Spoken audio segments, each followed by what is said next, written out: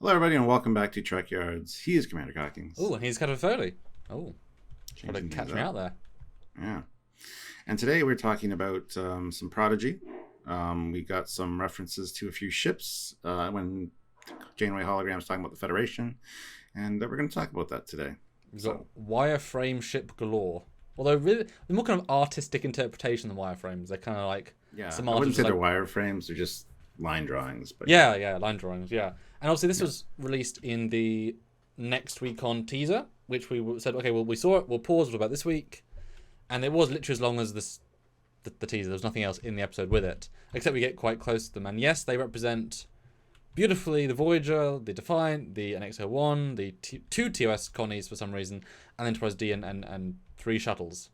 This is for the choice of ships, which I get. There's the TOS Enterprise, there's the Enterprise D, those are flagships, great. There's the NX-01, the first one going out into space, great. The Defiant, Intrepid, I mean, it's Janeway, so of course the computer would I want to show my ship. But we also had a Crossfield class. Now, I'm not going to say it's the Discovery. Does it actually, it has it listed there, but what is the name? We can't read it. And also, like I said, worth knowing, there's actually two Constitution classes there for some reason. And, Yes. and not the refit, and not the cage version, it's two Connies. And not the Discovery version, so it's not the Discoverse. And that I was Very expecting. important. When that second came up, I was like, well, that's going to be a Discovery. Oh, no. Unless it is, and they're just freaking identical, which would be kind of cool. And three shuttles. So we got the TNG version, the Voyager version, and the classic version. So odd selection. Like I say, they got a Crossfield. Now, very specifically, this is the only ship you can't read the registry on. Not at all. Yes, It is too blurry on purpose because every other one you can have, there's a clear indication. It's the only one they deliberately didn't put a registry. But my impetus for the episode, though, Stuart, is why is there a Crossfield there in canon? Because you can guess why in the show's context, but why in canon would this be as famous as NX, Defiant, D, Voyager, Connie? Well, the real universe reason is because the kids watching this watch other Star Trek shows with their parents. Probably a ship they would have seen. Although hopefully haven't watched Discovery, because 10-year-olds shouldn't be watching Discovery with their parents. I'd let my kids watch it at 10, so it is what it is. The in-universe reason, perhaps because the Glenn and the Discovery, well, first of all, let's explain to the audience. The Discovery is redacted, so nobody should know about it at all. The Glenn and obviously the Crossfield, the one that created the class name, would exist. There's at least two more. The Glenn had the new spore drive tech, which failed. This ship that we know, the Protostar, has its own unique transformable drive system.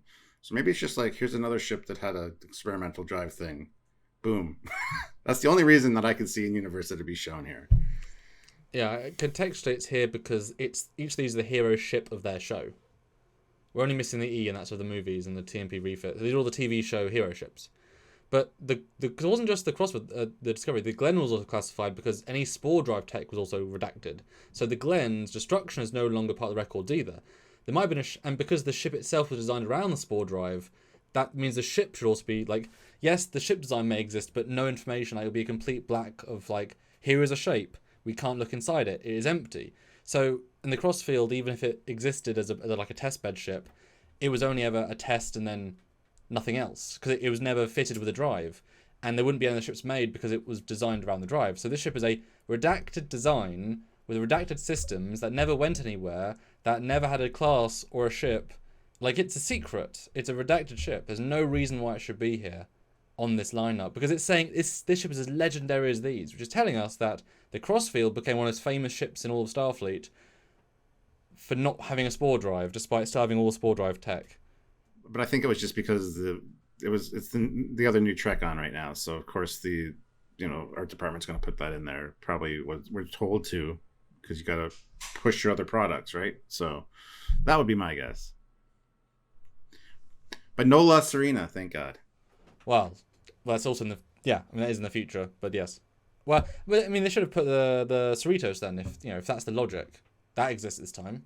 Would make no sense, but neither does Discovery or Crossfield.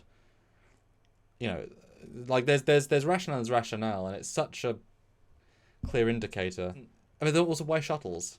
It's not test drive systems. None of these are test drive shuttles. If it's a Delta Flyer, fine, whatever. The NX, sure, test drive. Voyager, fastest, not so test drive. That's interesting. Yeah, the shuttles are an anomaly as well. Like, I love that it's the TOS Connie, but like I said, the NX-01 is also an anomaly here because that's very much TOS redesign of it. Look at the nacelles. They very much have a TOS feel. Even the bottom of the saucer doesn't feel like the real NX-01. But it's odd now because now we are canonizing that a cross-field class became one of the most famous ships in Starfleet, but not the Discovery or the Glenn, and not for the Spore Drive. That's really weird because it would not be on this list otherwise. Now, if they'd had lots of ships appear, like literally 20 ships, and it's like, oh, every ship's here, but that is saying that's one of the most important ships in all of Starfleet history. Because if you go back to the NX, you're not even Federation history, you're Starfleet history. Yeah, and the weirdest thing to me, anomaly, honestly, is no Disco Prize. Like, there's 2 Constitution classes here. If they would have done both, I would have been okay.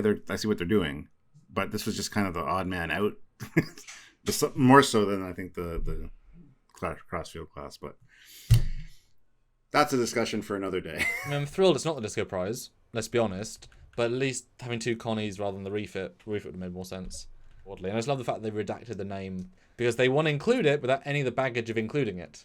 There's a comment section down below. You should probably put a comment down there with your thoughts on this because we want to read it. We want you guys to engage with each other, which is always fun. So subscribe to the channel, like the video, comment, like I said, and make sure you click the notification bell icon so that you can join us for lives where you can actually have these conversations with others, not in the comment section, but in real time on the live chat and with us. We actually love that. I mean, we will talk about, I'm sure, this in our big breakdown because it's obviously part of the episode.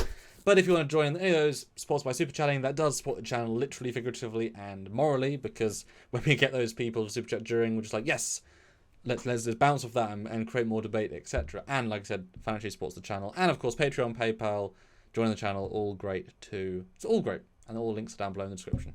Thanks in advance. That's right. So until next time, I'm Captain Foley. I am Connor Kongs. And we will see you guys later. Bye, guys.